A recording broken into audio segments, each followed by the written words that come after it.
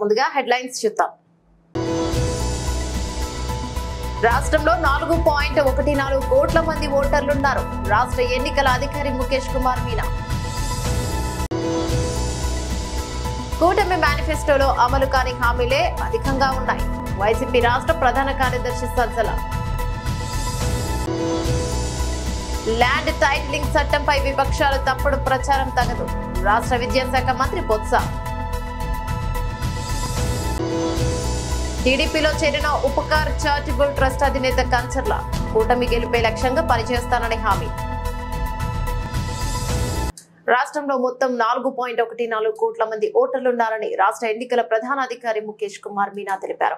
Vijayawada EC కార్యాలయంలో ఏర్పాటు చేసిన మీడియా సమావేశంలో ఆయన మాట్లాడుతూ రాష్ట్రంలో 65,707 మంది సర్వీస్ ఓటర్లు ఉన్నట్లు చెప్పారు. రాష్ట్ర వ్యాప్తంగా 46,389 పోలింగ్ కేంద్రాలు ఏర్పాటు చేస్తున్నామని, ఒక్కో పోలింగ్ కేంద్రంలో 1,500 మంది ఓటర్ల అవకాశం కల్పిస్తామని, ఓటర్ల సంఖ్య దాటితే యాక్సిలరీ పోలింగ్ కేంద్రం ఏర్పాటు చేస్తామన్నారు. రాష్ట్రంలో 224 యాక్సిలరీ పోలింగ్ కేంద్రాల కోసం ఈసీకి ప్రతిపాదనలు పంపామన్నారు. సివిజిల్ యాప్ ద్వారా ఇప్పటి వరకు 16,345 ఫిర్యాదులు అందాయని, డబ్బు మద్యం పంపిణీపై 200 ఫిర్యాదులు వచ్చాయని, ఇప్పటి వరకు 203 కోట్ల సొత్తు సీజ్ చేశామన్నారు.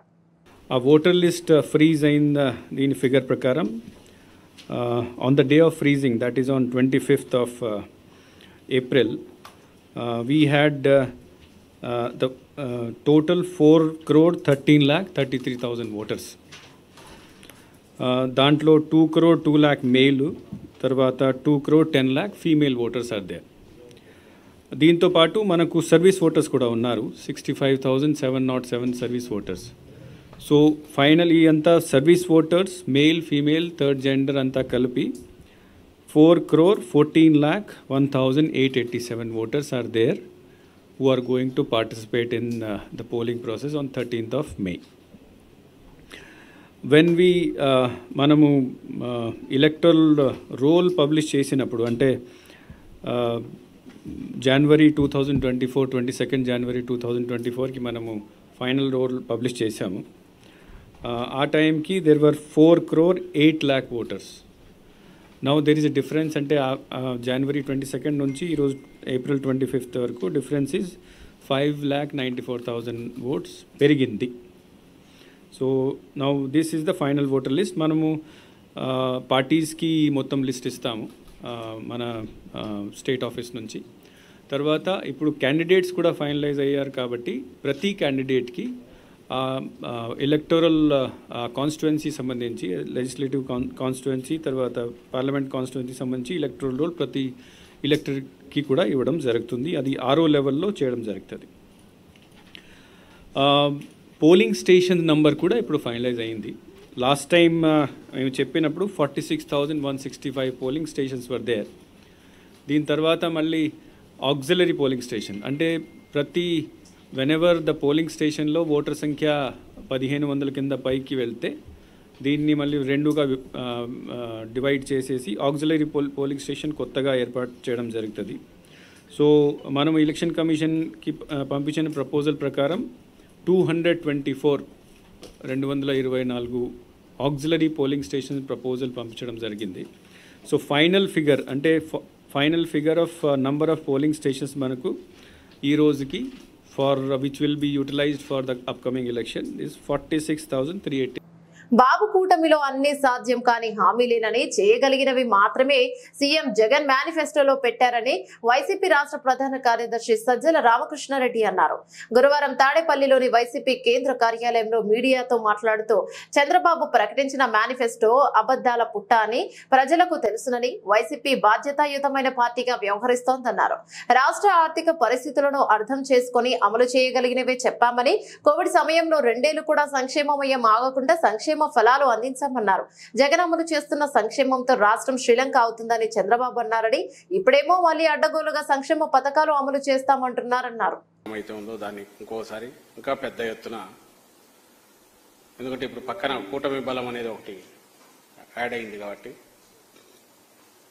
దాంతో మరింత బలంగా ఓదరగొట్టే కార్యక్రమం చేస్తున్నాడు చంద్రబాబు నాయుడు గారు. మరోవైపు మాకు సంబంధించినంత వరకు మేము ముందు నుంచే అన్నట్టు మా మేనిఫెస్టో జగన్మోహన్ రెడ్డి గారు రిలీజ్ చేసిన మేనిఫెస్టో ఏదైతే చేయగలమో అది మాత్రమే 19లో చెప్పి దానికంటే ఎక్కువ చేసినప్పటికీ అలాంటి వెసులుబాటు ఉన్నంతసేపు ఎలాగూ చేస్తామని మరి హామీ ఎలాగూ ఉంది. కానీ 2019-24 మధ్య ఏ కార్యక్రమాలు అయితే టేకప్ చేశామో వాటిని కొనసాగించడం, ఎందుకంటే అవన్నీ కూడా పేదల జీవితాల్లో మంచి మార్పు, పెనుమార్పుకు దారి తీస్తున్నందువల్ల, గట్టిగా పునాదులు బలంగా పడినందువల్ల ఇవి కంటిన్యూ చేస్తే వచ్చే 5-10 ఏళ్లలో మొత్తం రాష్ట్రం స్వరూపమే మారిపోయి ఒక అభివృద్ధిలో,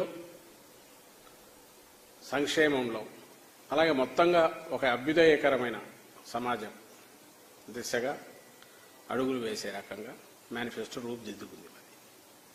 మీరు గమనిస్తే అందుకే అదేదో సొల్లు హామీలు లేదా అందరం తాయిలాలని పిలుచుకునేవి ఏదో ఒకటి 10-4 అవతల వాడు 2 అన్నాడు కదా మనం 4 చేద్దామనే పోటీకి పోకుండా, అదొక వేలం పాటలో అన్నట్టు నేను 1 ఇస్తానంటే లేదు నేను 2 ఇస్తానని పోకుండా, పోటీకి పోకుండా పూర్తిగా నేల మీద నిలబడి ఓ బాధ్యతాయుతమైన రాజకీయ పార్టీగా వైఎస్ఆర్ కాంగ్రెస్ పార్టీ, ఓ బాధ్యతాయుతమైన రాజకీయ నేతగా జగన్మోహన్ రెడ్డి గారు ఈ మేనిఫెస్టోను మొన్న రిలీజ్ చేశారు. ఇందులో ఎక్కడ మన ఆర్థిక పరిస్థితిని మొత్తం బేరీజ్ వేసుకొని చేయగలిగిన దాంట్లో బెస్ట్ పాజిబుల్ ఏమేమి ఉన్నాయో అవన్నీ పెట్టాం. వాటిని అమలు చేయడం అనేది ఒక గ్యారంటీ కూడా అసలు అవసరం లేదు. ఆయన గ్యారంటీ అనేది అది చెప్పనవసరం లేకుండానే అమలు చేయగలిగినవి చెప్పడంలోనే, ఎందుకంటే అప్పటికే తెలుగుదేశం పార్టీ వాళ్ళ మినీ మహానాడు అంటే ఒక 6 నెలల క్రితమో 7 నెలల క్రితమో మొదలు పెట్టింది.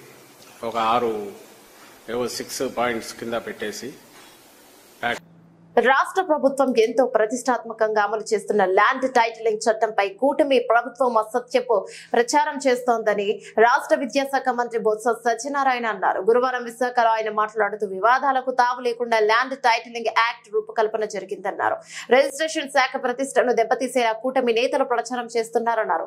డిజిటల్ సైన్ ద్వారా ఆధార్ అథెంటికేషన్ ద్వారా రిజిస్ట్రేషన్ చేస్తున్నామని ప్రభుత్వ ఉత్తర్వులో ఉన్నదొకటైతే విపక్షాలు మరొకటి ప్రచారం చేస్తున్నారు. దేశమంతా ఈ చట్టం అమలు చేయాలని కేంద్ర ప్రభుత్వమే సూచించిందని, దళారీ వ్యవస్థ లేకుండా ఈ చట్టాన్ని అందుబాటులోకి తీసుకువస్తున్నామన్నారు. ఒక సమగ్రమైన ఒక ఈ యాక్ట్ని తీసుకురావాలని, నేషనల్ ల్యాండ్ టైటిల్ యాక్ట్ని తీసుకురావాలని వాళ్ళు ప్రయత్నాలు చేస్తున్నాయి. అప్పటి నుంచి రాష్ట్రాలతో సంప్రదిస్తున్నాయి. రాష్ట్రాలు వచ్చి వారి అభిప్రాయాలు చేస్తున్నాం. మనం కూడా మన అభిప్రాయాలు చెప్పాం. మనం కూడా మనం ముసాదా తయారు చేస్తాం, మనం కూడా చేశాం. కానీ దాంతోపాటు రిజిస్ట్రేషన్లో ఏదైతే ఉందో ఆ రిజిస్ట్రేషన్ ఉన్న లోపాలని, ఏదంటే ఇప్పుడు ఉన్న రిజిస్ట్రేషన్లో ఏంటంటే ఒక సబ్ రిజిస్టర్ ఆఫీస్ ముందు ఒక రైటర్ ఉంటాడు, డాక్యుమెంట్ రైటర్ ఉంటాడు. ఆ రైటర్ దగ్గరికి వెళ్ళి ఆ రైటర్ ద్వారా మనం వచ్చి మనం ప్రక్రియ చేసుకోవడం అనేది మనకు అలవాటు. మధ్యవర్తులు ఉండకూడదు. అథారిటీ ఉన్న వాళ్ళే ఈ కార్యక్రమం చేయాలి. ప్రభుత్వం దీంట్లో పూర్తిగా ఉండాలి. దీన్ని ఇంకా త్వరితగతంగా ఆన్లైన్ సిస్టమ్ రావాలి. ఆన్లైన్లో మ్యూటివేషన్ అయిపోవాలి. అంతే అయిన తర్వాత మళ్ళీ ఎంఆర్ ఆఫీస్ చుట్టూ, ఆర్డీఓ చుట్టూ తిరగకూడదు. వీటికన్నీ కూడా చట్టబద్ధత ఉండాలి. చట్టంలో రుసుకులు ఎక్కడ ఉండకూడదు. ఎక్కువ లిటిగేషన్కి ఆస్కారం ఉండకూడదు అని చెప్పని ఈ కార్యక్రమాలు చేశాం. దాన్ని వచ్చి రిజిస్ట్రేషన్ జరిగితే డాక్యుమెంట్ ఎవరంట జెరాక్స్ కాపీ, ఎవడైనా నమ్మిపోతాడు. జెరాక్స్ కాపీలు ఇవ్వడం ఏంటండి? Non sense. ఎవడు చెప్పాడు జెరాక్స్ కాపీలు ఇస్తారని? ఈనాడుకి రామోజీరావుకినో లేకపోతే రామోజీ ఎండీకి చెప్పారా? చెప్పండి, ఎవడు చెప్పాడు? వీళ్ళ ఈ రాష్ట్రంలో రిజిస్ట్రేషన్ ఆఫీస్ కమిషనర్ను లేదా సెక్రటరీను ఏది పెడుతుంది? ఎలక్షన్లు ఉన్నాయి కాబట్టి కానీ, లేకపోతే క్రిమినల్ యాక్షన్ తీసుకోవాలి. ఇలాంటి ఫాల్స్ ఇన్ఫర్మేషన్ పాస్ ఆన్ చేసి ప్రజల్లో గందరగోళం సృష్టించి ఇలాంటివి చేస్తున్నందుకు ఇవాళ ఇచ్చిన యాక్ట్ ప్రకారం ఆ యాక్ట్ వచ్చి కోర్టులో కూడా దాని ఉంది. కోర్టు కూడా ప్రభుత్వం చెప్పింది దీన్ని ఇంకా బహిరంగ చేయాలి, పబ్లిక్ హియరింగ్ జరగాలి, జరిగిన తర్వాత తీసుకున్న తర్వాత అప్పుడు దాన్ని చేస్తామని మీరు ప్రశ్నలు అడిగినప్పుడు ఒక్కొక్క దానికి కూడా నేను దానికి క్లారిఫికేషన్ కూడా ఇస్తాను. No issue running. కానీ మెయిన్ లా చెప్తుంది గాజువాక నియోజకవర్గాన్ని వచ్చే 5 ఏళ్ల కాలంలో మరింత అభివృద్ధి చేసేందుకు ప్రజల నుంచి వచ్చిన సూచనలు సలహాలను పాటిస్తూ ప్రత్యేకంగా నియోజకవర్గ మేనిఫెస్టో రూపొందించినట్టు గాజువాక వైసీపీ ఎమ్మెల్యే అభ్యర్థి గుడివాడ అమర్నాథ్ అన్నారు. గురువారం గాజువాకలోని తన పార్టీ కార్యాలయంలో గాజువాక అభివృద్ధికి సంబంధించి ప్రత్యేక తయారు చేసిన డాక్యుమెంటరీని పవర్ పాయింట్ ప్రెజెంటేషన్ ద్వారా వివరించారు. ఈ సందర్భంగా అమర్ మాట్లాడుతూ గాజువాక నియోజకవర్గంలో ముఖ్యంగా ట్రాఫిక్ కష్టాలు లేకుండా చూసేలా ప్రత్యేక కార్యాచరణ ఏర్పాటు చేస్తున్నట్లు తెలిపారు. ముఖ్యంగా పర్యాటక ప్రాంతమైన యారాడ బీచ్ లో పాటు పార్కులు, ఫుడ్ అండ్ ఫేజ్ లోను ఏర్పాట్లు చేస్తున్నామన్నారు. ఇంకా స్థానిక ప్రజలకు అవసరమైన అన్ని రకాల సదుపాయాలను కల్పిస్తామన్నారు. ఈ నిర్ణయంలో నాకు తెలిసి బహుశా ప్రపంచంలోనే అతిపెద్ద ప్రజాస్వామ్యం అని చెప్పుకునేటువంటి మనం ఉదాహరణకి గాజువాక నియోజకవర్గంలో 3,30,000 మంది ఓటర్స్ ఉన్నారు. ఈ 3,30,000 మంది ఓటర్స్ సంబంధించి రేపు ప్రజాప్రతినిధిగా ఎంపికైన తర్వాత వీరందరి తాలూకా అభిప్రాయాల్ని చట్టసభల్లో మాట్లాడాల్సినటువంటి బాధ్యత తీసుకునేటువంటి మనం వారందరి అభిప్రాయాల్ని మనం తెలుసుకున్నామా లేదా, వాళ్ళ అభిప్రాయాల మేరకు మనం రేపు మన బాధ్యతలు నిర్వర్తిస్తామా లేదా అనేటువంటి ఆలోచన వచ్చినప్పుడు అందరి తాలూకా అభిప్రాయాలతో ఒక స్థానిక మేనిఫెస్టోని తీసుకురావాలని చెప్పి ఒక నిర్ణయం తీసుకున్నటువంటి దాంట్లో భాగంగా ప్రజల చేత, ప్రజల వలన ఏదైతే మన ప్రజాస్వామ్యం, మన రాజ్యాంగం చెప్తా ఉందో of the people, by the people, for the people అనేటువంటి మన ప్రజాస్వామ్యం గొప్పతనాన్ని చాటి చెప్తూ ముందుగా ఉగాది రోజున వెబ్సైట్ లాంచ్ చేశాం. ఈ వెబ్సైట్ ద్వారా ప్రజల తాలూకా అభిప్రాయాల్ని, ఇండివిజువల్స్ తాలూకా ఆలోచనల్ని రానటువంటి కాలంలో గాజువాక నియోజకవర్గం ఏ రకంగా ఉండాలి అనేటువంటి అభిప్రాయాన్ని ప్రజలు అనుకుంటా ఉన్నారు. వాటన్నిటినీ కూడా తెలుసుకునేటువంటి దానికి లోకల్ మేనిఫెస్టోకి సంబంధించినటువంటి ఒక వెబ్సైట్ ని లాంచ్ చేయడం, ఆంధ్రప్రదేశ్ రాష్ట్రంలో ఏదన్నా ఒక మంచి బ్యూటిఫుల్ టూరిస్ట్ డెస్టినేషన్ ఏదంటే నా ఉద్దేశంలో, నా మనసుకి ముఖ్యంగా హత్తుకునేటువంటి ప్రాంతం యారాడ ప్రాంతం. యారాడకు ఉన్నటువంటి కొన్ని టెక్నికల్ ఇష్యూస్, అక్కడ ఉన్నటువంటి ల్యాండ్స్ లో ఉన్నటువంటి కొన్ని టెక్నికల్ ఇష్యూస్, ఇతర ఇష్యూస్ కొన్ని ఉన్నాయి. వాటన్నిటిని కూడా అధిగమించి అక్కడ ఉన్నటువంటి యువతకి ఉపాధి కల్పించేటువంటి విధంగా టూరిస్ట్ డెస్టినేషన్ గా ఒక డెస్టినేషన్ వెడ్డింగ్స్ కానీ, డెస్టినేషన్ ఈవెంట్స్ కానీ, ఏదైనా ఎవరైనా బర్త్డే పార్టీ చేసుకోవాలన్నా, కాన్ఫరెన్స్ పెట్టుకోవాలన్నా, ఏది చేసుకోవాలన్నా సరే అక్కడ జరుపుకునేటువంటి విధంగా అక్కడ ఫెసిలిటీస్ ని క్రియేట్ చేసి అక్కడ ఓపెన్ ఎయిర్ థియేటర్స్ కానీ, లేదా మిగిలినటువంటి మంచి స్పోర్టింగ్ యాక్టివిటీస్ కానీ, లేదా ఒక అమ్యూజ్మెంట్ పార్క్ లాంటిది కానీ, ఇవన్నీ కూడా ఆ ప్రాంతంలో ఏర్పాటు చేస్తే తప్పకుండా బహుశా నాకు తెలిసి గంగవరంలో ఉన్నటువంటి వారికి, యారాడలో ఉన్నటువంటి వారికి కూడా ఉపాధి కల్పించేటువంటి కార్యక్రమం కూడా మనం చేయగలుగుతాం అన్నటువంటి ఉద్దేశంతో. ఎందుకంటే గాజువాకలో రాష్ట్రంలో 4.14 కోట్ల మంది ఓటర్లున్నారు. రాష్ట్ర ఎన్నికల అధికారి ముఖేష్ కుమార్ మీనా. కూటమి మేనిఫెస్టోలో అమలు కాని హామీలే అధికంగా ఉన్నాయి. వైసీపీ రాష్ట్ర ప్రధాన కార్యదర్శి సజ్జల. ల్యాండ్ టైటిలింగ్ చట్టంపై విపక్షాలు తప్పుడు ప్రచారం తగదు. రాష్ట్ర విద్యాశాఖ మంత్రి బొత్స. టీడీపీలో చేరిన ఉపకార్ చారిటబుల్ ట్రస్ట్ అధినేత కంచర్ల. కూటమి గెలిపే లక్ష్యంగా పనిచేస్తానని హామీ.